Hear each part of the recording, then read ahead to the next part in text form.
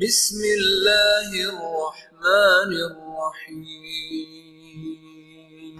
إن الحمد لله نحمده ونستعينه ونستغفره ونعوذ بالله من شرور أنفسنا وسيئات أعمالنا من يهده الله فلا مضل له ومن يضلل فلا هادي له وأشهد أن لا إله إلا الله وحده لا شريك له وأشهد أن محمدا عبده ورسوله أما بعد فإن خير الحديث كتاب الله وخير الهدي هدي محمد صلى الله عليه وسلم وشر الأمور محدثاتها وكل محدثة بدعة وكل بدعة ضلالة وكل ضلالة في النار.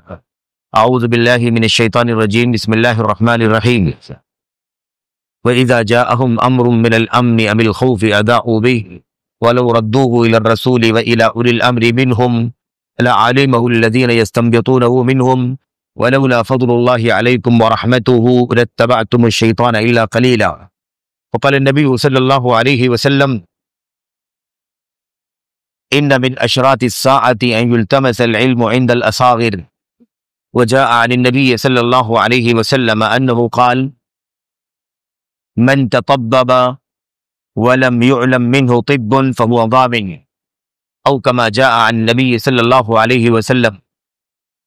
برادران اسلام، دینی بھائیوں اور جمعیت اہل حدیث شیب پور کولکاتہ کے قابل احترام منتظمین، اس مسجد کے اراکین، ذمہ داران، جمعیت اور جماعت کے تمام احباب اور اس دعوت کتاب و سنت کے مشن کے تمام تر معاونین، نوجوان ساتھیوں، قابل احترام ماں اور بہنوں، عزیز بچوں، یہ سعادت کی بات ہے، شرف کی بات ہے کہ توحید اور سنت کی نسبت سے، سلف صالحین کے منہج کی نسبت سے آپ سے یہاں ملاقات ہو رہی ہے. اللہ سے دعا کرتے ہیں کہ اللہ تعالی ہمیں اور آپ کو اس مشن پر، اس منہج پر استقامت کے ساتھ مضبوطی سے قائم رہنے کی توفیق عطا فرمائے اور اس نعمت کی قدر کرنے کی توفیق عطا فرمائے اور اس امانت کی حفاظت کرنے کی توفیق عطا فرمائے. آمین یا رب العالمین. مختصر وقت میں آپ سے جو ملاقات ہو رہی ہے، اس میں کچھ باتیں اللہ کے کلام کی آیات اور نبی کریم صلی اللہ علیہ وسلم کی سنت کی روشنی میں، اور اسی طرح سے سلف صالحین کی سیرت کے حوالے سے مختصر گفتگو کرنی ہے. اللہ سے دعا کرتے ہیں کہ اللہ تعالی ہمیں اور آپ کو توحید و سنت کے اس مشن کے علم سے وابستگی کی توفیق عطا فرمائے. آمین رب العالمین. اللہ تبارک و تعالیٰ نے ہمیں جو دین عطا فرمایا ہے، جو دین اللہ تعالیٰ نے ہمارے لیے نازل فرمایا ہے، اتارا ہے، اسلام، اس اسلام کی پہلی تعلیم، سب سے پہلی وحی علم کے حصول سے متعلق ہے. یہ بات ہم سب جانتے ہیں.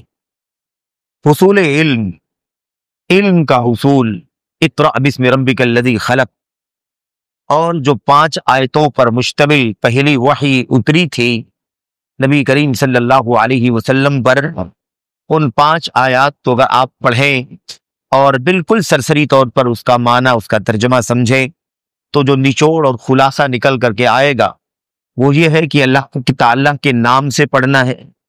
علم حاصل کریں، پڑھیں اور اپنے رب کے نام سے پڑھیں. اس رب کی خوبیوں میں سے، اوصاف میں سے، کمالات میں سے یہ ہے کہ وہ خالق، اور اللہ تبارک و تعالیٰ نے انسانوں کو جمے ہوئے خون سے پیدا کیا ہے، اور پھر انہی 5 آیتوں میں 2 مرتبہ پڑھنے کا حکم دیا گیا علم حاصل کرنے کا. ساتھ ہی ساتھ یہ بتلایا گیا کہ علم حاصل کرنے کا وسیلہ قلم ہے، نام اللہ تبارک و تعالیٰ کا، اللہ کی جو رب ہے، ہم سب کا خالق و مالک ہے، مدبر ہے، اس کے نام سے پڑھنا ہے. اب ان آیتوں کا جو خلاصہ نکلتا ہے وہ یہ ہے کہ علم حاصل کرنا ہے، اللہ کی توحید کا علم حاصل کرنا ہے، اللہ تبارک و تعالیٰ کی معرفت کا علم حاصل کرنا ہے. یہ ان آیتوں کا خلاصہ ہے. یہ جو دین ہے، اس دین کی اساس، بنیاد اللہ تبارک و تعالیٰ کی توحید پر اور نبی محترم صلی اللہ علیہ وسلم کی ذات گرامی پر ایمان کہ آپ اللہ تعالیٰ کے بندے اور اس کے رسول ہیں، اس پر قائم ہے.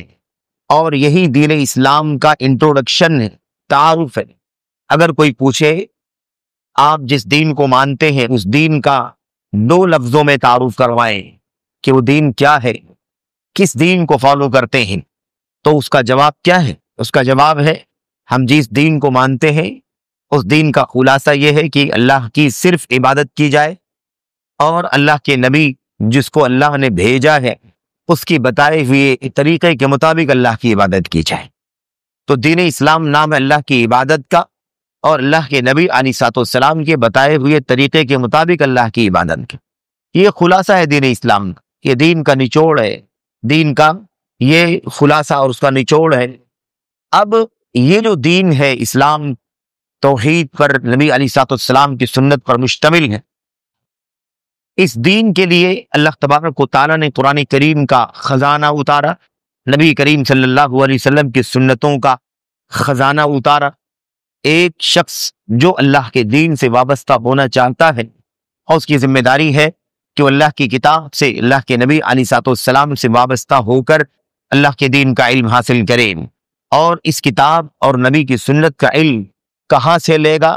جو کتاب کے علماء ہیں، جو سنت کے علماء ہیں، کتاب و سنت کے علماء سے دین کا علم حاصل کرے گا۔ ہم اور آپ جس سیرت کو، جس تاریخ کو جانتے ہیں اس کا یہی نچوڑ ہے۔ اللہ کے نبی علیہ السلام سے آپ کے صحابہ کرام نے علم حاصل کیا، صحابہ کرام سے تابعین نے علم حاصل کیا، تابعین نے تبع تابعین سے، اور پھر اس کے بعد سلسلہ چل پڑا، اور اس طرح سے یہ علم حاصل ہوتا رہا۔ نبی کریم صلی اللہ علیہ وسلم نے یہ بات پہلے ہی فرما دی تھی اپنے ساتھیوں سے، اپنے صحابہ سے، تسمعون ویسمع منکم ویسمع ممن یسمع منکم۔ اس کا معنی کیا ہے؟ اس کا معنی یہ ہے کہ ساتھیوں، میرے صحابہ، تم سن رہے ہو، تم سن رہے ہو، یعنی مجھ سے سن کے قرآن کا، سنت کا علم حاصل کر رہے ہو۔ وَيُسْمَعُ مِنْكُمْ، اور جب ہم دنیا سے چلے جائیں گے تو لوگ تم سے سن کر کے علم حاصل کریں گے، انہیں جو تم بتاؤ گے، پڑھاؤ گے، سکھاؤ گے، وہ سنیں گے اور علم حاصل کریں گے۔ وَيُسْمَعُ مِمَّن يَسْمَعُ مِنْكُمْ، اور میرے صحابہ اس کے بعد ان لوگوں سے سن کر کے علم حاصل کیا جائے گا جو تم سے سن رہے ہیں۔ مجھ سے سن کر کے تم علم حاصل کر رہے ہو، اب اس کے بعد تم سے سنا جائے گا، تم لوگوں کو بتاؤ گے، علم پہنچاؤ گے تو وہ علم حاصل کریں گے، اور جو تم سے سن کر کے علم حاصل کریں گے پھر تمہارے بعد ان سے علم حاصل کیا جائے گا۔ یہاں پر ایک بات بہت بنیادی طور پر سمجھ میں آ رہی ہے، وہ کیا ہے کہ اس علم کے منتقل ہونے، آگے بڑھانے، پہنچانے کا، اور آگے بڑھنے اور پہنچنے کا جو طریقہ اللہ کے نبی علیہ السلام نے بیان کیا ہے وہ کیا ہے؟ وہ ہے سننا۔ وہ کیا ہے؟ سننا۔ سن کر کے شاگرد، طالب علم اپنے استاد سے سن کر کے علم حاصل کرے، اور اس کے بعد اس سے اس کا طالب علم، اس کا شاگرد، اسٹوڈنٹ علم حاصل کرے سن کر کے، اور اس کے بعد والا اس سے سن کر کے علم حاصل کرے۔ گویا کہ علم حاصل کرنے کا جو طریقہ سنت کے اندر موجود ہے وہ طریقہ کیا ہے؟ وہ طریقہ ہے سن کر کے علم حاصل کرنا، اپنے استاذ کی زبان سے سننا اور سن کر کے علم حاصل کرنا، اپنے استاذ کو دیکھنا کہ وہ کیسے بولتا ہے، کیا بولتا ہے، اس کا حلیہ کیسا ہے، اس کا وضع کیسا ہے، اس کی زندگی میں عبادات کی پابندی کتنی ہے، حلال و حرام کا اہتمام کتنا ہے، وہ شخص سنت کا متلاشی کتنا ہے، اس کے پاس خیر کتنا ہے، اس کے پاس خیر کے بعد شر بھی تو نہیں ہے، اور شر ہے تو وہ کتنا ہے۔ یعنی باقاعدہ علم کیسے حاصل کیا جائے گا؟ ایسے بیٹھ کر کے جیسے ہم علم حاصل کر رہے ہیں، یعنی اپنے استاد سے علم حاصل کرے۔ نبی کریم صلی اللہ علیہ وسلم سب کے معلم ہے، اور سب سے پہلے براہ راست معلم ہے، استاد ہے صحابہ کرام کے۔ صحابہ نے کیسے علم حاصل کیا تھا؟ اللہ کے نبی علیہ السلام کی مجلسوں میں بیٹھ کر اور آپ کے فرمودات کو سن کر کے علم حاصل کیا۔ پھر صحابہ کرام سے کیسے علم حاصل کیا لوگوں نے؟ ان کی مجلسوں میں بیٹھ کر، ان کے حلقوں میں بیٹھ کر، ان کی باتوں کو سن کر کے، ان کے فرمودات کو سن کر کے علم حاصل کیا، اسے سنا، اسے ازبر کیا، اور اس کے بعد ان سے لوگوں نے کیسے علم حاصل کیا؟ ان کی مجلسوں میں بیٹھ کر، ان کی مجلسوں میں بیٹھ کر حاضر ہو کر کے ان سے علم حاصل کیا، یہ ہے حصول علم کا مسنون طریقہ، یا ایسے بھی کہہ سکتے ہیں حصول علم کا سلفی طریقہ، کیونکہ یہ طریقہ کس کا ہے؟ صحابہ کا، تابعین کا، تبع تابعین کا، یہی تو سلف ہے ہمارے، ان کا طریقہ علم ہے۔ اب یہاں ایک بات اور اچھی طرح سے اسی حدیث کے اندر سمجھیں، اللہ کے نبی نے کہا، فرمایا تسمعون ویسمع منکم، تم سن رہے ہو مجھ سے، تم مجھ سے سن کر کے علم حاصل کر رہے ہو، میری مجلس میں بیٹھ کر کے علم حاصل کر رہے ہو، اس کے بعد تم سے تمہاری مجلس میں بیٹھ کر کے علم حاصل کریں گے۔ بات سمجھنے کی یہ ہے کہ اللہ کے نبی نے فرمایا تم مجھ سے سن کے علم حاصل کر رہے ہو، اور میرے دنیا سے چلے جانے کے بعد تم سے سن کر کے علم حاصل کیا جائیں گے۔ بات واضح ہے کہ نہیں؟ کہ جس سے علم حاصل کیا جا رہا ہے وہ سن کر کے علم حاصل کر چکا ہے، مجلس رسول میں بیٹھ کر کے علم حاصل کر چکا ہے، اللہ کے نبی علیہ السلام کے حلقے میں بیٹھ کر کے علم حاصل کر چکا ہے، تو اس نے علم حاصل کیا ہے، اب اس سے علم حاصل کیا جائے گا۔ اب وہ علم حاصل کریں گے صحابہ سے تو ان سے علم حاصل کریں گے بعد والے، اور جب وہ علم حاصل کریں گے اپنے بعد والوں سے تو ان کے بعد والے ان سے علم حاصل کریں گے۔ گویا کہ علم حاصل کرنے کا جو سلسلہ چلا ہے وہ ایسے چلا ہے کہ پہلے علم حاصل کرے، علم حاصل کرنے کے بعد لوگوں کو تعلیم دے، اور اس علم والے سے علم حاصل کریں، اور پھر اس کے بعد لوگ اس سے علم حاصل کریں، یہ سلسلہ ہے۔ تو جس سے علم حاصل کرنا ہے وہ بھی علماء کی فہرست میں رہے، اور اس کے بعد اس سے علم حاصل کر کے وہ بھی علماء کی فہرست میں آئے، پھر اس سے علم حاصل کر کے وہ علماء کی فہرست میں آئے، تب جا کر کے یہ سلسلہ علم کا چل پڑے گا۔ خلاصہ کیا ہے؟ خلاصہ یہ ہے کہ کہیں بھی کوئی بھی کڑی ایسی نہیں ہے کہ جو علم والی نہ ہو اور بعد والوں کو ان سے علم حاصل کرنے کے لیے کہا جا رہا ہو۔ صحابہ نے نبی سے، ہے کہ نہیں، اور تابعین نے صحابہ سے، اور اس کے بعد تبع تابعین نے تابعین سے، ایسے علم حاصل کیا۔ ہر اوپر والا عالم ہے اور استاذ ہے، ہر عالم استاذ سے نیچے والا علم حاصل کر رہا ہے، اب وہ علم والا ہو رہا ہے اور اپنے بعد والوں کا استاذ بن رہا ہے۔ ہر بعد والا پہلے والے کا شاگرد ہے اور بعد والے کا استاذ ہے، یہ طریقہ ہے علم کا۔ گویا کہ علم علماء سے حاصل کیا جائے گا، اور علم حاصل ہو جانے کے بعد اپنے شاگردوں کو علم سکھایا جائے گا۔ یہ دونوں چیزیں لازم اور ملزوم ہیں۔ میرے بھائیوں، میرے بزرگوں، یہ شریعت میں، دین اسلام میں علم حاصل کرنے کا ضابطہ اور اس کا اصول اور قاعدہ ہے۔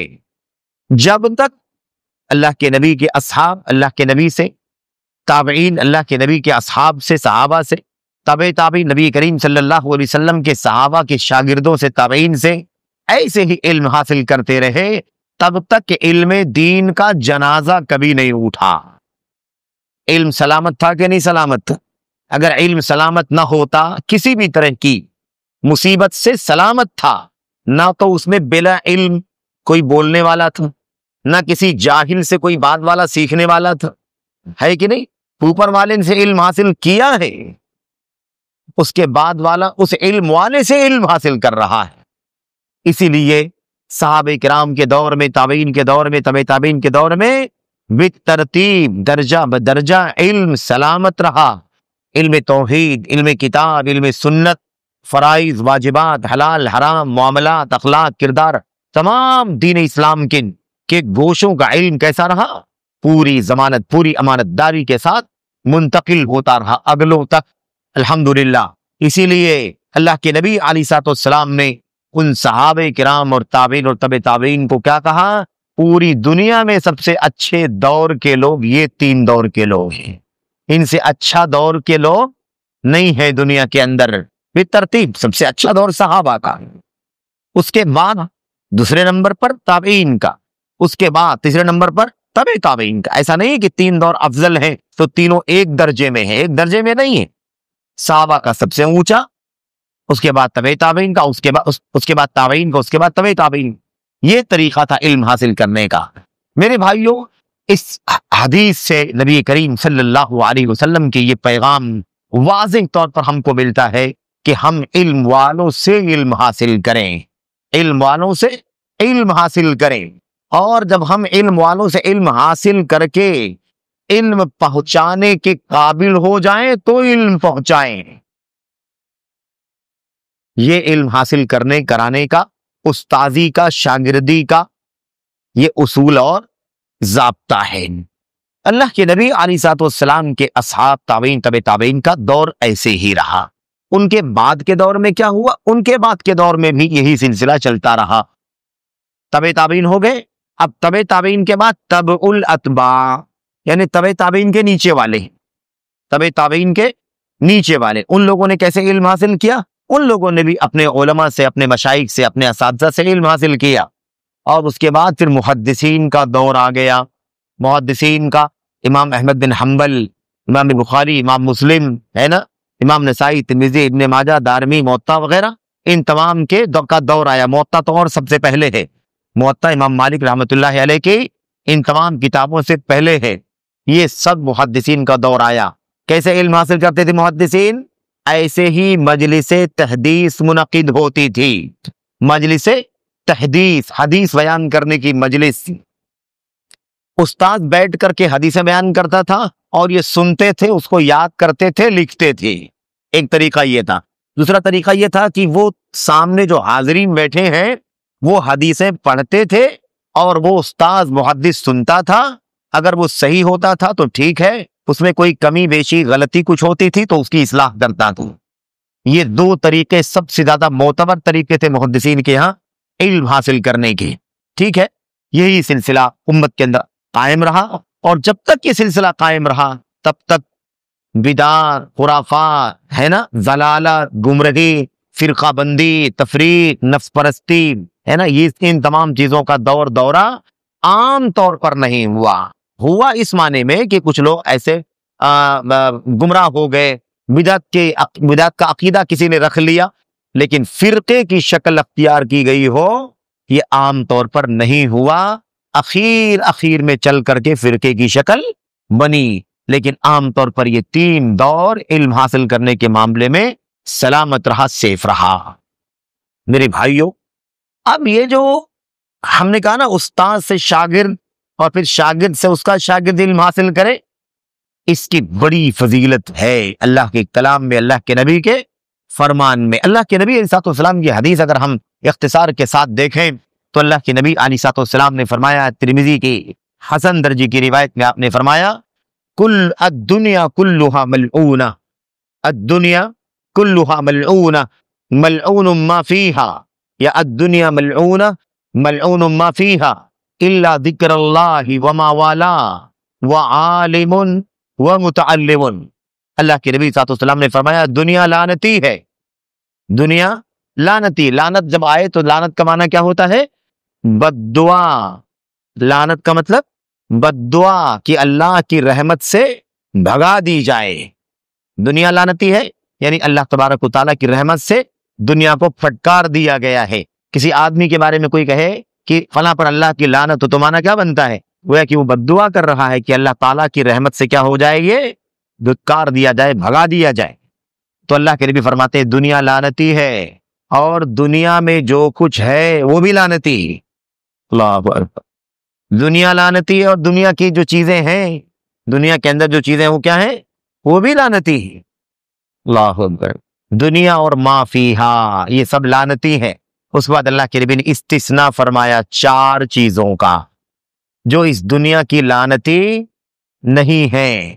اللہ کے نبی نے فرمایا الا ذکر اللہ وما والا وعالم ومتعلم. 4 چیزیں ایسی ہیں اس دنیا کی جو لعنت سے باہر ہیں. دنیا لعنتی ہے، دنیا کی چیزیں لعنتی ہیں، لیکن 4 چیزیں ایسی ہیں جو اللہ کی لعنت سے محفوظ ہیں، سلامت ہیں، ان پر اللہ کی لعنت نہیں ہے. نمبر 1، اللہ کے نبی نے فرمایا الا ذکر اللہ، اللہ کا ذکر، اللہ کو یاد کیا جائے، اس پر لعنت کیسے ہو سکتی ہے؟ اللہ کی یاد سے زیادہ بڑی نیکی کیا ہو سکتی ہے؟ اللہ کے ذکر سے بڑا خیر کا نیکی کا کام کیا ہو سکتا ہے؟ اب اللہ کے ذکر سے مراد صرف سبحان اللہ، الحمدللہ، لا الہ الا اللہ، واللہ اکبر، صرف یہی نہیں ہے، یہ بھی اللہ کا ذکر ہے. نماز بھی پابندی کرنا یہ بھی اللہ کا ذکر ہے. روزہ رکھنا یہ بھی اللہ کا ذکر ہے. زکوٰۃ دینا، حج کرنا، عمرے کرنا، قربانی کرنا یہ بھی کیا ہے؟ اللہ کا ذکر. یہ سب اللہ کا ذکر ہے. اللہ تبارک و تعالیٰ نے فرمایا وَأَقِمِ الصَّلَاةَ لِذِكْرِي وَأَقِمِ الصَّلَاةَ لِذِكْرِي، میرے ذکر کے لیے نماز قائم کرو۔ تو پتہ چلا کہ نماز بھی کیا ہے؟ ذکر ہے۔ ایسے ہی قرآن کریم ذکر ہے، سنت ذکر ہے، سمجھ رہے؟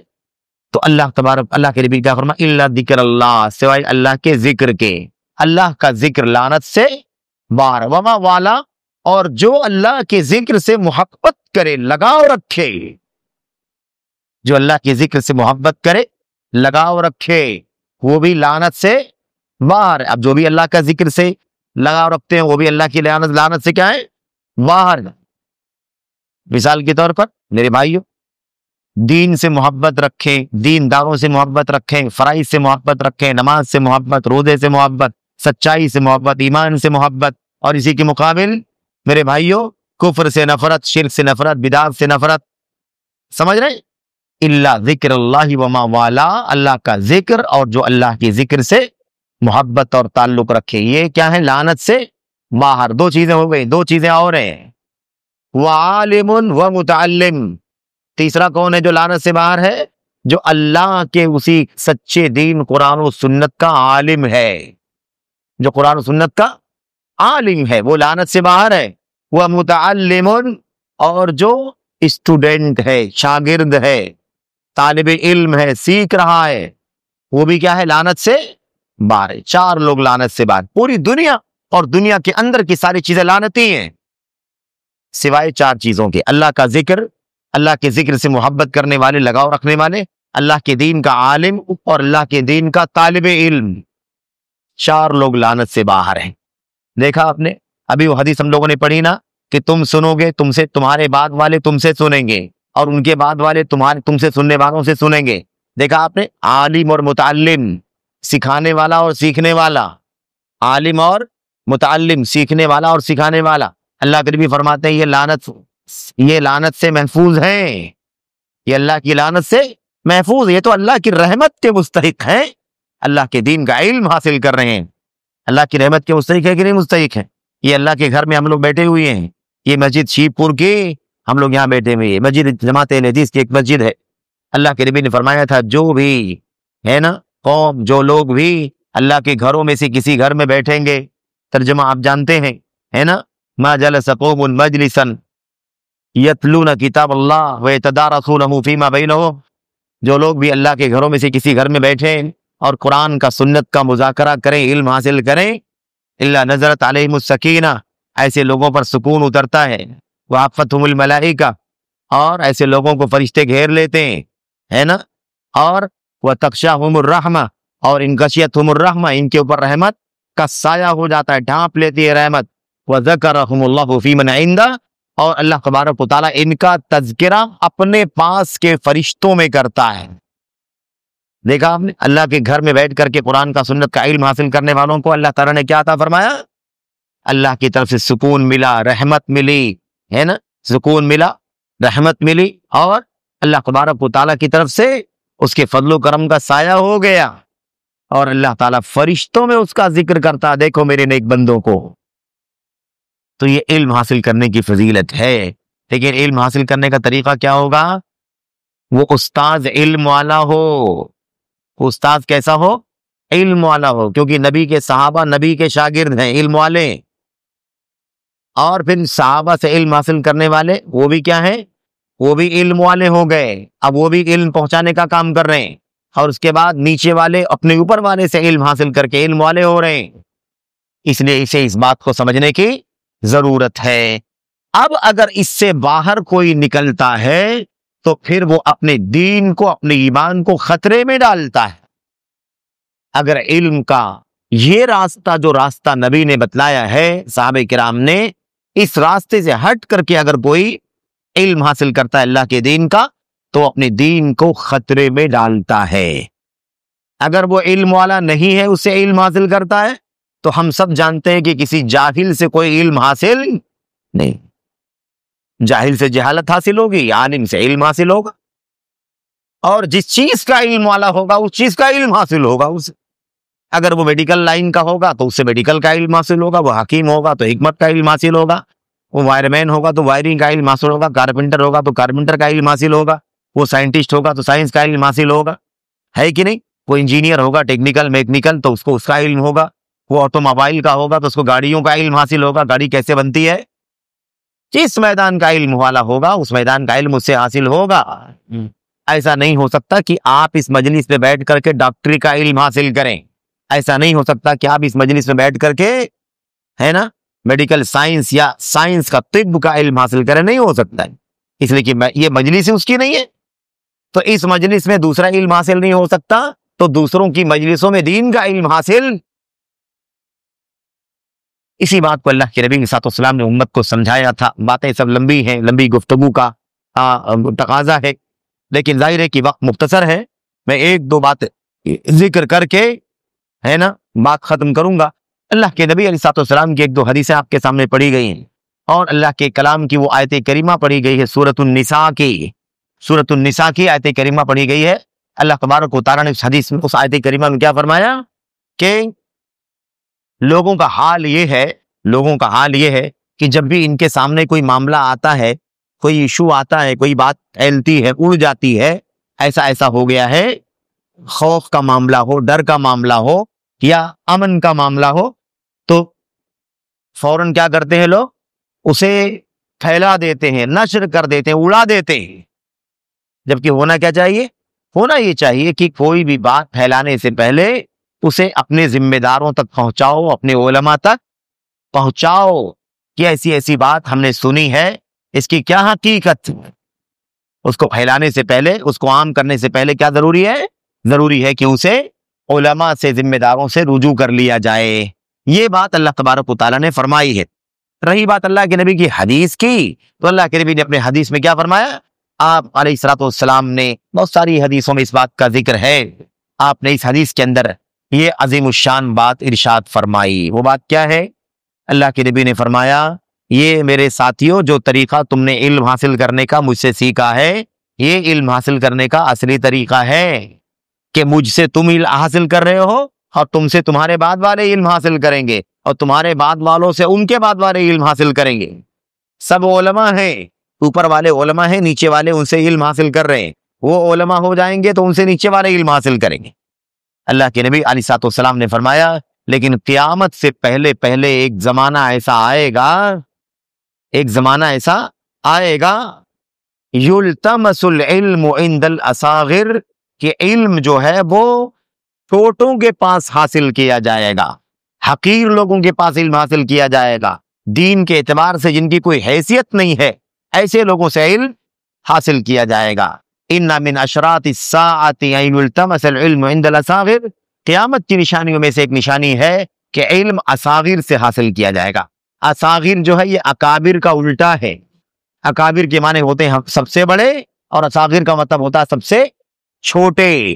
سب سے چھوٹوں سے علم حاصل کیا جائے گا۔ سب سے چھوٹا کون ہوتا ہے علم میں؟ جو علم والا نہ ہو، جو علم والا نہ ہو وہ سب سے چھوٹا ہوتا ہے، اور سب سے بڑا کون ہوتا ہے؟ جو علم والا ہو۔ اور کون سا علم؟ قرآن کریم کا اور اللہ کے نبی کی سنت کا علم۔ ٹھیک ہے، یاد رکھیں۔ تو علم چھوٹوں سے حاصل کیا جائے گا، یہ قیامت کی نشانیوں میں سے۔ اب اس حدیث کی تفسیر جب ہم دیکھتے ہیں، تشریح، تو معلوم پڑتا ہے کہ چھوٹوں سے کیا مراد ہے؟ چھوٹے سے مراد ہے اہل بدعت، بدعتی حضرات سے علم حاصل کیا جائے گا۔ قیامت کی نشانیوں میں سے ایک نشانی ہے کہ علم کس سے حاصل کیا جائے گا؟ دین کے معاملے میں بدعتیں ایجاد کرنے والے سے علم حاصل کیا جائے۔ اور اصاغر کا ایک معنی کیا ہے؟ جاہلوں سے علم حاصل کیا جائے گا۔ یہ دو معروف معنی ہے کہ علم کس چھوٹے سے مراد کم علموں سے علم حاصل کیا جائے گا، بدعتیوں سے علم حاصل کیا جائے گا۔ نمبر 3، کم چھوٹوں سے علم حاصل کیا جائے گا، یعنی اپنی عقل سے دین میں بات کرنے والے سے علم حاصل کیا جائے گا۔ اپنی عقل سے دین کے معاملے میں بات کرنے والوں سے علم حاصل کیا جائے گا۔ یہ اللہ کے نبی نے ڈرایا ہے کہ خبردار تم اس راستے پر نہیں چلنا، کیونکہ قیامت سے پہلے یہ ہوگا کہ لوگ بدعتیوں سے، جاہلوں سے، عقل پرستوں سے علم حاصل کریں گے۔ تو تمہیں یہ علم حاصل نہیں کرنا ہے۔ تمہیں کس سے علم حاصل کرنا ہے میرے بھائیوں؟ بڑوں سے، امانت داروں سے علم حاصل کرنا ہے، بڑوں سے، بڑے علماء سے اور امانت داروں سے۔ اللہ کے نبی صلی اللہ علیہ وسلم دوسری حدیث میں ارشاد فرمایا، یہ دیکھیے ہم لوگ بات کر رہے ہیں دین کا علم، شریعت کا علم، لیکن اللہ کے نبی علیہ الصلوۃ والسلام نے اپنی اس حدیث میں کیا بیان فرمایا؟ میڈیکل کا تذکرہ فرمایا. آپ نے فرمایا من تطببا، جو طبابت کرے، طبابت جانتے ہیں، دوائی علاج کا کام کرے، من تطببا جو دوا علاج کا طب کا کام کرے، ولم یعلم منہ طب، اور اسے طب کا علم نہ ہو، اسے طب کا علم نہ ہو، فہو ضامن، تو ایسا آدمی بغیر علم کے میڈیکل کا کام کر رہا ہے، علاج معالجے کا کام کر رہا ہے، سوئی دے رہا ہے، دوائی دے رہا ہے مثال کے طور پر، اگر مر گیا یا کوئی خطرہ ہوا، نقصان ہوا، فہو ضامن، تو وہ آدمی گارنٹی لے گا، وہ آدمی ضامن ہوگا. کون؟ وہ آدمی ضامن ہوگا. کون ضامن ہوگا؟ جس نے بغیر علم کے دوائی دی ہے، بغیر ڈاکٹر کے ہونے کے سوئی لگا دیا مثال کے طور پر، علاج کر دیا ہے. اب آپ سوچئے کہ اللہ کے نبی فرماتے ہیں کہ اگر کوئی شخص ڈاکٹری کرے، طبابت کرے، دوائی دے، علاج کرے، اور اس کے بارے میں یہ معلوم نہ ہو کہ وہ طب کا عالم ہے، یعنی طب کا عالم نہیں ہے، طبابت کا، میڈیکل سائنس کا علم نہیں ہے، پھر بھی وہ کیا کر رہا ہے؟ پھر بھی وہ کیا کر رہا ہے؟ وہ طبابت کر رہا ہے، علاج معالجہ کر رہا ہے، دوائی دے رہا ہے، سوئی انجیکشن لگا رہا ہے. اللہ کے نبی نے فرمایا فہو ضامن، تو ایسا شخص ضامن ہے. کیا مطلب؟ اس کی ضمانت ہے، اس کی گارنٹی ہے. اگر کسی شخص کی جان کو نقصان ہوا تو اس کا تاوان کس کو دینا پڑے گا؟ اسی کو دینا پڑے گا جس نے بغیر علم کے ڈاکٹری کی ہے، طب کا علاج کی، طب کے ذریعے سے علاج کیا ہے. یہ دو حدیثیں ہمارے سامنے ہیں، بہت صاف ہے حدیث کا موقف، حدیث کا معنی بالکل صاف ہے کہ جو آدمی طب کا، ڈاکٹری کا عالم نہ ہو، اسے اپنی زبان بند کرنا چاہیے. ٹھیک ہے؟ اور اس کے پہلے کیا فرمایا؟ قیامت کی نشانیوں میں سے ایک نشانی ہے کہ علم کہاں حاصل کیا جائے گا؟ اصاغر کے پاس، بدعتیوں کے پاس، عقل پرستوں کے پاس، ان لوگوں سے علم حاصل کیا جائے گا. یہ ہے قیامت کی نشانیوں میں سے ایک نشانی. میرے بھائیوں، یہ نشانی ظاہر ہو رہی ہے کہ نہیں ظاہر ہو رہی ہے؟ طبابت کی بات تو جانے دو، لوگ طبابت نہیں کراتے، علاج کسی ایسے آدمی کے پاس نہیں کراتے جو صحیح معنوں میں ڈاکٹر نہ ہو. لیکن افسوس اس پر ہے کہ دین کا علم حاصل کرنے کے لیے ایسے آدمی کے پاس صبح شام جاتے ہیں جس کو دین کا علم نہیں. علاج کرانے کے لیے ڈاکٹر کے علاوہ کے پاس نہیں جاتے، بس بلکہ اسپیشلسٹ کے علاوہ کے پاس نہیں جاتے. اپنے فن میں ماہر ہو، مہارت رکھتا ہے، ایکسپیرینس، تجربہ، اس کو ڈھونڈ کر کے اس کے پاس جاتا ہے اور کہتا ہے 30 سال کا تجربہ، 40 سال اس کے پاس جاتا ہے. لیکن افسوس یہ ہے کہ دین کا علم حاصل کرنے کے لیے وہ کسی بات کی پرواہ نہیں. دین کا علم ہر ایرے گہرے نتھو خیرے سے حاصل کرنا شروع کر دیتا ہے. میرے بھائیوں، میرے بزرگوں، یہ بہت افسوس کی بات ہے، بہت افسوس کی بات ہے. ایک تو مسئلہ یہ ہے کہ وہ ایسے لوگوں سے علم حاصل کرتا ہے جو عالم نہیں ہے، علماء نہیں. دوسرا مسئلہ یہ ہے کہ علماء بھی ہیں تو ان کا راستہ بہت آڑا، ان کا راستہ کبھی کبھی کیا ہے، ان کی فکر، ان کا منہج کیا ہے، بگڑا ہوا ہے. ایسے لوگوں کے پاس جاتے ہیں علم حاصل کرنے کے. کتنی مثالیں ہیں، مثالوں پہ دینے کا موقع نہیں ہے. کتنے سارے ڈاکٹرز آج بہت سارے لوگوں کے استاذ ہیں، ہے کہ نہیں؟ کتنے سارے انجینئر ہیں جو آج بہت ساری فین فالوئنگ بنا رکھا انہوں نے، اور ان کے استاذ ہیں، ان سے علم حاصل کرتے. یہ صورتحال ہے. آج میدان علم میں، میدان دعوت میں ایسے لوگوں کی کمی نہیں ہے، بہت بڑی تعداد ہے میرے بھائیوں جو یہ کام کر رہے ہیں. علم حاصل کرنے کے لیے علماء کے پاس جانے کے بجائے یا تو جاہلوں کے پاس یا تو منحرف لوگوں کے پاس، بھٹکے ہوئے لوگوں کے پاس، گمراہی کی راہ دکھانے والوں کے پاس جا رہے ہیں. میرے بھائیوں، یہ بہت خطرناک مسئلہ ہے، بہت خطرناک مسئلہ ہے. اللہ تبارک و تعالیٰ کے کلام کی جو آیت کریمہ آپ کے سامنے پڑھی گئی ہے، اللہ فرماتا ہے کہ کوئی بھی خوف کا معاملہ، کوئی بھی امن کا مسئلہ آتا ہے، لوگ اسے اڑا دیتے ہیں. اگر یہ اسے نہ پھیلاتے، نہ اڑاتے، بلکہ کیا کرتے، اسے لوٹا دیتے علماء کی طرف، رسول کی طرف اور علماء کی طرف، تو وہ غور کر کے فکر کر کے بتا دیتے، غور کر کے فکر کر کے بتا دیتے کہ اس مسئلے میں تمہیں ہمیں کیا کرنا ہے. ٹھیک ہے؟ یہ بات اللہ کے نبی علیہ الصلوۃ والسلام نے نبی کریم صلی اللہ تبارک و تعالیٰ نے قرآن کریم کے اندر فرمائی ہے. میں آپ کو پس منظر بتانا چاہتا ہوں. اللہ نے کیا فرمایا؟ اگر اس کو یہ نہ پھیلا دیتے بلکہ اسے لوٹا دیتے رسول کی طرف اور ایسے علماء کی طرف جو اس کا نتیجہ نکال کر کے بتا دیتے. سمجھ رہے؟ یہ بات جو اللہ کے نبی علیہ السلام نے اللہ تبارک و تعالیٰ نے بیان فرمائی ہے. یہ کون سا معاملہ تھا بھائی؟ اللہ کے نبی کے زمانے میں کون سا ایسا معاملہ پیش آیا تھا؟ اللہ کے نبی کے زمانے میں جو معاملہ پیش آیا تھا وہ کیا تھا؟ کسی نے یہ بات پھیلا دی، کسی نے یہ بات پھیلا دی کہ محمد الرسول اللہ صلی اللہ علیہ وسلم نے اپنی تمام بیویوں کو طلاق دے دیا ہے. اللہ کے نبی صلی اللہ علیہ وسلم نے کیا کر دیا؟ اپنی تمام بیویوں کو طلاق دے دیا ہے. ٹھیک ہے، اب یہ خبر پھیل گئی، نبی نے طلاق دے دیا، نبی نے طلاق دے دیا، نبی نے طلاق دے دیا، اور یہاں سے وہاں، وہاں سے وہاں، وہاں سے وہاں، اور دھیرے دھیرے ایسا ہو گیا جیسے بالکل کیا کر دیا ہے؟ نبی کریم صلی اللہ علیہ وسلم نے اپنی بیویوں کو طلاق دے دیا ہے. عمر بن خطاب رضی اللہ تعالیٰ عنہ کو پتا چلا کہ ایسا کچھ چل رہا ہے. ظاہر ہے کہ اللہ کے نبی صلی اللہ علیہ وسلم کی بیویوں میں حضرت حفصہ بھی تھیں، عمر بن خطاب رضی اللہ تعالیٰ عنہ کی بیٹی. بہت پریشان ہوئی عمر بن خطاب کہ ارے اللہ کے نبی نے سارے بیویوں کو طلاق دے دی ہے، تو ابھی جائیں گی کہاں؟ کہ کہاں جائیں گی؟ تو اللہ کے نبی علیہ الصلوۃ والسلام نے بیویوں کو اپنے طلاق دیا ہے یا طلاق نہیں دیا ہے، یہ مسئلہ تھا. اب کیا ہوا؟ عمر بن خطاب رضی اللہ تعالی عمر بن خطاب رضی اللہ تعالیٰ عنہ نے نبی کریم صلی اللہ علیہ وسلم کے گھر پہنچ کر کے آپ سے پوچھا، اے اللہ کے نبی کیا آپ نے اپنی بیویوں کو طلاق دے دیا ہے؟ اللہ کے نبی نے فرمایا لا، نہیں تو کوئی طلاق تو نہیں دی ہے. اب دیکھیے جھوٹی خبر اڑ گئی کہ نہیں اڑ گئی؟ یہ افواہ اڑ گئی کہ نہیں اڑ گئی؟ تو اب اس افواہ کو حل کون کرے گا؟ اس افواہ کو حل کون کرے گا؟ اس افواہ کو حل کرنے کا طریقہ کیا ہے؟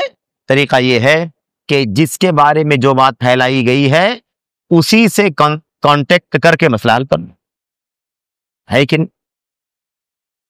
تو یا تو وہ بتائیں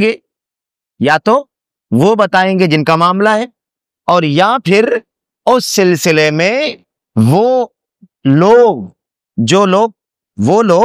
جو اس طرح کے مسئلے کو حل کرنے اور اس کا نتیجہ نکالنے کی طاقت رکھتے ہیں وہ اس مسئلے کا جواب بتا دیں گے.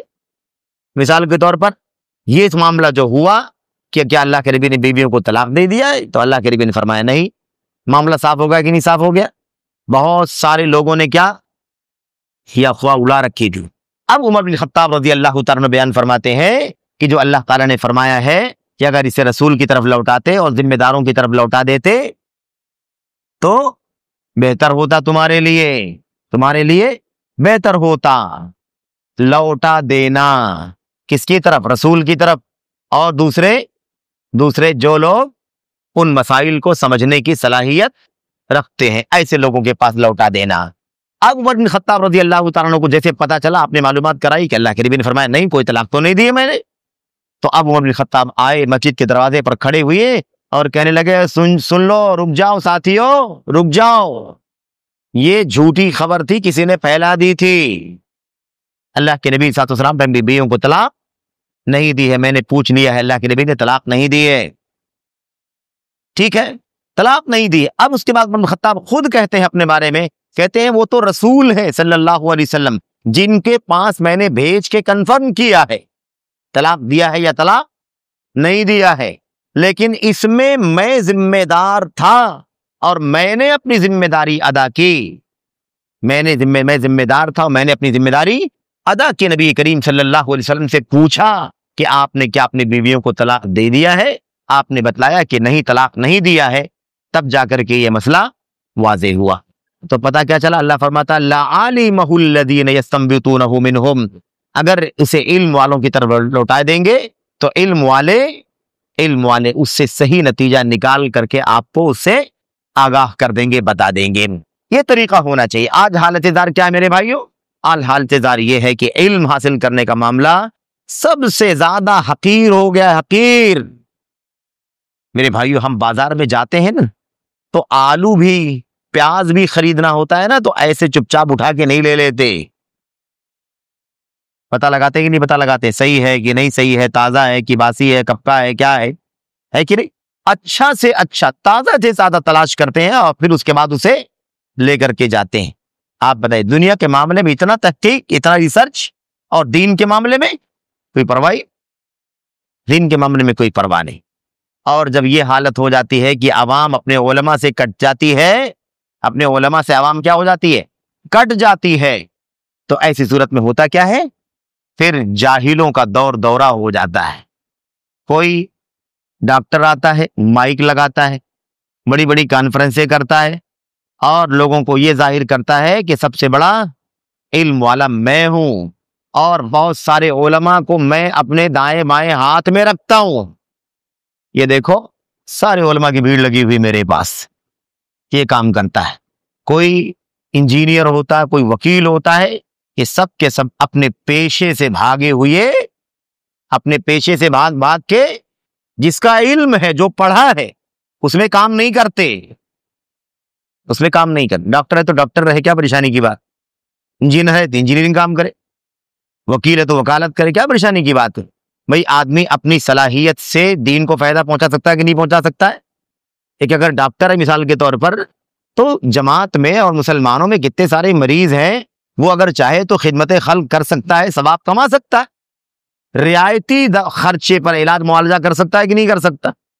وہ جماعت کی خدمت ہوگی کہ نہیں ہوگی, وہ اہل حدیثوں کی خدمت ہوگی کہ نہیں ہوگی. لیکن نہیں ہے, ڈاکٹر ڈاکٹری نہیں کرنا ہے, اس کو کیا کام کرنا ہے, اس کو عالموں والا کام کرنا ہے. تو ڈاکٹری بھی خالی سوچا اور ڈاکٹر نہیں ہو گیا. ڈاکٹری کرنے کے لیے اس نے کئی سال علم حاصل کیا, اس کے بعد ڈاکٹری کرنا شروع کیا. تو علم والوں کا کام کرنا ہے تو اس کو کئی سال علم حاصل کرنا چاہیے کہ نہیں کرنا چاہیے. یہ حالت ہو گئی ہماری. میرے بھائی خلاصہ کلام یہی ہے کہ یہ علم کا المیہ ہے, المیہ کہ جو علم نبوت کی وراثت ہے اور وراثت میں منتقل ہو کے صحابہ کے پاس آئی, صحابہ سے تابعین, تابعین سے تبع تابعین, ان کے بعد کے لوگوں تک پہنچی. اس علم سے وہ لوگ اپنا رشتہ جھوٹا جوڑتے ہیں جن کو علم سے کوئی واسطہ نہیں,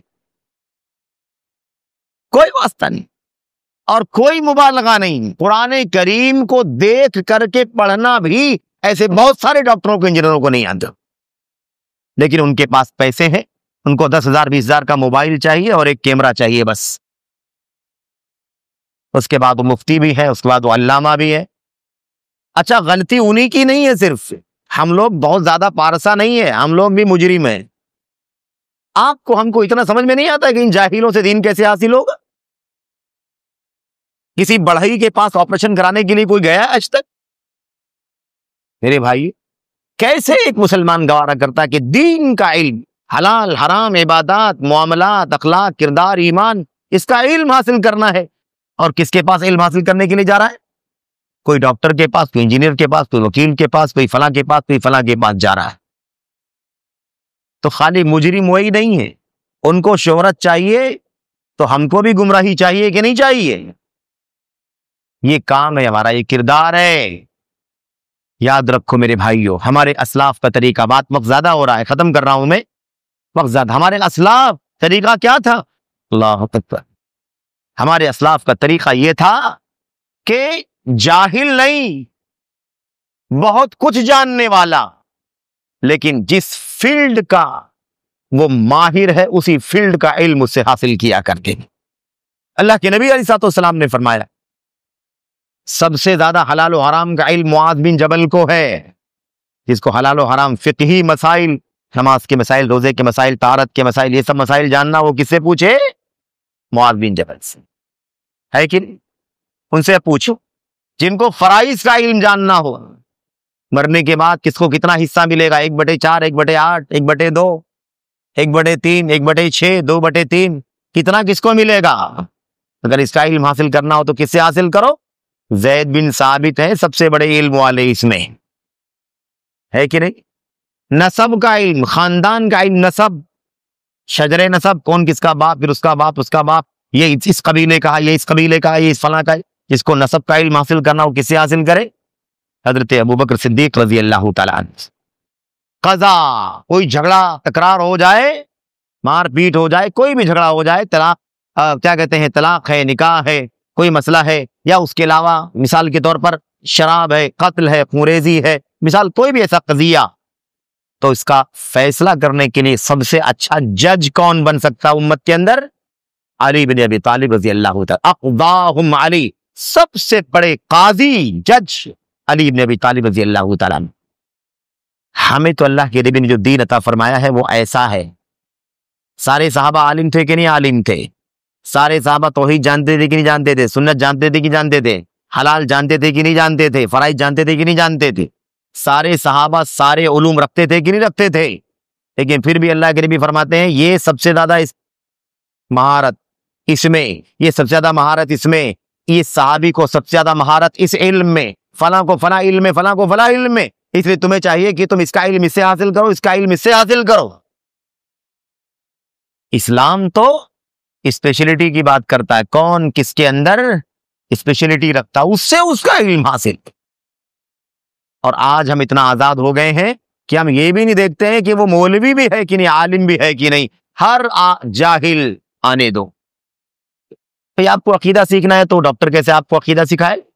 آپ کو حلال و حرام جاننا ہے، آپ کو انجینئر کیسے بتائے؟ آپ کو دین کے فرائض اور واجبات جاننا ہے، سیرت جاننی ہے، تاریخ جاننی، نبی کے صحابہ میں کیسے اختلاف ہوا، کیا ہوا، حق کیا ہے، ناحق کیا ہے، رافضی کیا بولتے ہیں، سنت والے کیا بولتے ہیں، تو وہ فیصلہ، وہ علم آپ کو علماء دیں گے یا کوئی وکیل صاحب دیں گے، انجینئر صاحب، کون دے گا آپ کو اس کا؟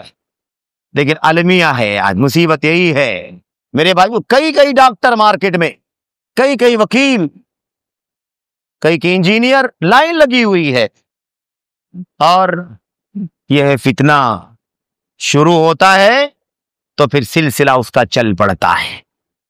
یہ جو آپ دیکھ رہے ہیں نا، یہ ایسے ہی نہیں، اتنا معاملہ بگڑ گیا ہے، برا ہو گیا ہے، اس کو بگاڑنے میں ہمارا بڑا ہاتھ ہے۔ ہم نے علم دین کے وارثین علماء سے اپنا رشتہ کاٹ لیا اور ان جاہلوں کو دین کا عالم سمجھ گئے، اور اس کا نتیجہ کیا نکلا عوام کے حق میں؟ یہ تو لمبا موضوع ہے۔ ان لوگوں نے کتنے غلط سلط الٹے سیدھے حرام حلال کے فتوے دیے، امت کو مس گائیڈ کیا، اس کی بھی داستان لمبی ہے، لمبی فہرست ہے، ان تمام مسائل پر یہاں بات نہیں ہو سکتی اتنی جلدی۔ اور اگر آپ نے سب سیریز وغیرہ اگر آپ نے سنا ہوگا، دیکھا ہوگا، تو آپ کو بہت ساری چیزیں اس سلسلے میں معلوم پڑی ہوں گی۔ خلاصہ کلام کیا ہے میرے بھائیوں؟ خلاصہ کلام یہ ہے، ہمارے اسلاف کا طریقہ یہ تھا۔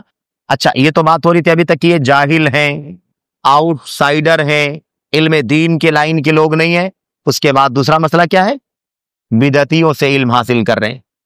ایک آدمی مائک اسٹیج لگا لیا ہے، رافضیت کی تعلیم دے رہا ہے، لیکن کتابوں کا گٹھر رکھتا ہے، تو اس کو ہم سمجھتے ہیں کہ بہت بڑا عالم ہے، اور کیا پھیلا رہا ہے؟ رافضیت پھیلا رہا۔ حضرت عثمان غنی کو برا بھلا کہتا ہے، ابو بکر صدیق کو برا بھلا کہتا ہے میرے بھائیوں، اور عمر بن خطاب کو برا بھلا کہتا ہے، معاویہ رضی اللہ تعالیٰ عنہ کو برا بھلا کہتا ہے، ابو سفیان کو اول فول بکتا ہے، بہت سارے تابعین کی برائی کرتا ہے، ائمہ محدثین کی برائی کرتا ہے۔ ایسے کو ہم نے کیا بنا لیا؟ اپنا استاد بنا لیا۔ میرے بھائی، صبح شام اہل حدیث بچے، اس انجینئر کو صبح شام، میرے بھائی، اس کی صبح شام کی تقریریں اور جڑ کر کے اس علم، اہل حدیث ہو، کتنی گراوٹ آئے گی ہمارے اندر، بتاؤ ذرا، ہم کتنا نیچے آ گئے۔ امت میں ہم سے زیادہ سچی وراثت کا امین کوئی نہیں ہے۔ سارے تو فرقوں میں بڑھ گئے، بریلویت کا، وہ دیوبندیت کا، اور وہ یہ تقلید وہ تقلید، چاروں مسلک میں تقسیم ہو گئے۔ ایک جماعت صحیح معنوں میں جماعت اہل حدیث تھی، جن کا رشتہ براہ راست صحابہ کے بعد تابعین، تابعین، ائمہ محدثین۔ پر آج حالت یہ ہو گئی ہے کہ اس جماعت کے بچے، نوجوان اور سینئر جونیئر، جاہلوں سے علم حاصل کر رہے ہیں۔ اس سے زیادہ گراوٹ نہیں ہو سکتی، اور اصاغر سے علم حاصل کرنے والے اصاغر ہی بنتے ہیں میرے بھائی۔ اکابر سے علم حاصل کریں گے تو بڑے علم والے بنیں گے، صحیح علم والے بنیں گے، اور ان اصاغر سے جڑیں گے تو اصاغر بنیں گے۔ اسی لیے بات لمبی ہے، اس میں جانے کا یہ موقع نہیں میرے بھائیوں۔ میں عرض کرنا چاہتا ہوں آپ سے کہ علم امانت ہے، علم دین امانت ہے، لوح محفوظ میں تھا، امانت کے ساتھ اللہ تبارک و تعالیٰ نے جبریل امین کے ذریعے سے اتارا۔ جبریل امین اللہ کے نبی کے دل پر لے کر کے اترے، اللہ کے نبی علیہ السلام سے زیادہ سچا کوئی نہیں ہے۔ آپ نے اس علم کو اپنی امت کے صحابہ تک پہنچایا، صحابہ سے زیادہ سچا کوئی نہیں ہے، انہوں نے تابعین تک پہنچایا، تابعین نے تبع تابعین تک۔ یہ سلسلہ اسی طرح سے علم کے ساتھ، علم کا سلسلہ علماء کے ذریعے سے آگے بڑھنا چاہیے۔ ان جاہلوں کا کوئی گزر نہیں، کوئی دخل نہیں ہے۔ ان کا کام یہ ہے کہ اپنی حیثیت پہچانیں، اپنی عاقبت جانیں اور اپنے دائرے میں رہیں۔ امت کو بلا وجہ محض جذبات کے بنیاد پر امت کو گمراہ کرنے، مس گائیڈ کرنے کی کوشش نہ کریں۔ اور ہماری ذمہ داری ہے کہ ہم جیسے اپنا علاج کرنے کے لیے اچھا سے اچھا ڈاکٹر، سینئر، ایکسپیرینس والا تلاش کر کے جاتے ہیں تاکہ ہمارا مریض جو ہے نا ایسا نہ ہو کہ زیادہ خطرے میں پڑ جائے، بیماری بڑھ نہ جائے، موت نہ ہو جائے، کوئی حادثہ نہ ہو جائے۔ میرے بھائیوں، اگر وہ ڈاکٹر اگر کسی غلط ڈاکٹر کے پاس چلے گئے یا ڈاکٹر کے پاس نہیں گئے، ہے نا، کسی وکیل کے پاس چلے گئے علاج کرانے کے لیے اور اس نے غلط آپریشن کر دیا تو زیادہ موت آئے گی اور یہ جسم مر جائے گا۔ لیکن اگر جاہلوں سے علم حاصل کریں گے، بدعتیوں سے علم حاصل کریں گے، منحرفین سے علم حاصل کریں گے تو ایمان و عقیدہ تباہ ہو جائے، ایمان و عقیدہ تباہ ہو جائے گا۔ کتنی ساری باتیں، بہت ساری باتیں، لمبی داستان ہے، ان تمام چیزوں میں پڑھنا نہیں۔ تو ایک تو جاہلوں سے تعلق اور دوسرے منحرفین سے، گمراہوں سے، بدعتیوں سے تعلق۔ میرے بھائی دیکھ لو، حاکمیت کے نام پر مودودیوں نے، اخوانیوں نے امت کو کتنا گمراہ کیا، اور صحابہ کرام کو گالی دے کر کے، آل بیت رسول سے محبت کا حوالہ دے کر کے انجینئر مرزا نے کتنا گمراہ کیا امت کو، اور سب کو رافضیت اور شیعیت کے راستے پر لگا دیا۔ اور حیرانی ہے کہ ہمارے نوجوان اس کو اپنا استاذ، اسی سے علم حاصل کرتے ہیں، اسی کی تقریریں، ویڈیو، آڈیو صبح شام سنتے ہیں۔ اور یہی وجہ ہے کہ جب ایمان و عقیدہ، منہج، فکر میں بگاڑ آ جاتا ہے تب اس کے بعد سوچتی ہے کہ یہ بچہ تو ہاتھ سے نکل گیا، یہ نوجوان تو برباد ہو گیا، اب امام صاحب بتائیے کیا کریں۔ امام صاحب کے پاس تو پہلے آنا چاہیے تھا، عقیدہ ایمان بیچ کر کے اب آئے ہو حل پوچھنے کی۔ یہ حالت ہے میرے بھائی۔ تو اللہ سے دعا کریں، اللہ تبارک و تعالی ہمیں اور آپ کو علم والوں سے حاصل کرنے کی توفیق عطا فرمائے۔ آخری بات کہہ کر کے بات ختم کر رہا ہوں۔ حضرت امام مالک رحمۃ اللہ علیہ نے کہا تھا، حضرت امام مالک، بہت ساری باتیں، امام مالک رحمۃ اللہ علیہ نے کہا تھا، کیا یہ مسجد نبوی صلی اللہ علیہ وسلم، وہی درس دیتے تھے نا، وہی درس حدیث دیتے تھے امام مالک رحمۃ اللہ علیہ، کہتے اس مسجد میں 70 علماء کرام کو میں نے دیکھا ہے۔ کتنے؟ 70۔ ابھی شاید یہ 70 کی تعداد میں نہیں پہنچے ہوں گے جو امت کو گمراہ کرنے کا اس وقت بیڑا اٹھائے۔ کہتے ہیں 70 لوگوں کو میں نے دیکھا ہے جو اس مسجد میں بیٹھ کر کے حدیثیں بیان کرتے تھے۔ کیسے؟ قال حدثنا فلان، قال حدثنا فلان، قال حدثنا فلان، فلاں نے ہم سے حدیث بیان کی، فلاں نے ہم سے حدیث بیان کی، فلاں نے ہم سے حدیث بیان کی۔ کہتے اس کے باوجود میں نے ان 70 محدثین میں سے کسی سے علم حاصل نہیں کیا۔ کیوں بھائی؟ مسجد نبوی میں بیٹھ کر کے علم پہنچا رہا ہے اور حدیث سنا رہا ہے، قال حدثنا فلان، قال حدثنا فلان عن فلان، اور پھر بھی امام مالک ان سے علم حاصل نہیں کر رہے ہیں۔ لوگوں نے پوچھا امام صاحب کیوں؟ لیکن امام صاحب نے فرمایا وہ حدثنا تو کر رہے تھے لیکن وہ علم والے نہیں تھے، لیسوا اہلا لہذا الشان، لہذا العلم، اس علم کے اہل نہیں تھے۔ آپ سوچئے وہ محدثین ہیں، حدیث کا علم ہے ان کے پاس، لیکن ابھی وہ اہل نہیں ہوئے، لائق نہیں ہوئے ہیں کہ ان سے حدیث کا علم حاصل کیا جائے۔ اس لیے 70 محدثین یہاں اس مسجد میں بیٹھ کے حدیث پڑھاتے رہے، لیکن میں نے ان سے کسی سے علم حاصل۔ پیغام سمجھ میں آ گیا کہ نہیں سمجھ میں آ گیا؟ اس لیے کتابوں کی دھوس نہیں ہونی چاہیے، اور چرب زبانی سے کچھ نہیں ہوتا، اور پریزنٹیشن سے، ایکٹنگ سے، اسٹائل سے کچھ نہیں ہوتا۔ علم کتاب و سنت کا نام ہے، اور اسے وہیں سے حاصل کرنا ہوگا، ویسے ہی حاصل کرنا ہوگا جیسے ہمارے اسلاف حاصل کرتے رہے۔ میرے بھائی، اس لیے یہ آؤٹ سائڈر، یہ جہلا، یہ نیم علماء، اور یہ کم تجربے کار، اور ایسے ہی یہ بدعتی، یہ فاسق، اور یہ بد عمل، بد کردار، یہ امت کو گمراہ کرنے والے، خبردار ان میں سے کسی سے کوئی اللہ کے دین کا علم حاصل کرنے کی کوشش نہ کرے۔ اللہ کے نبی نے فرمایا تھا علماء مریں گے تو لوگ جاہلوں کے پیچھے بھاگیں گے۔ افسوس تو اس بات کا ہے کہ ہزاروں کی تعداد میں علماء ہیں، لیکن اس کے باوجود بھی یہ جوانوں کا طبقہ کہاں بھاگ رہا ہے؟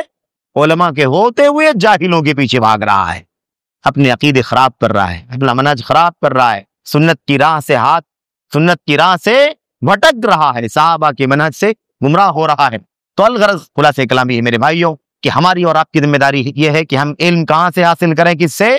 قرآن و سنت کے سچے علماء سے علم حاصل کریں، سچے علماء سے علم حاصل کریں، جن کا علم قرآن کا، سنت کا، صحابہ کا، سلفیت کا علم ہے۔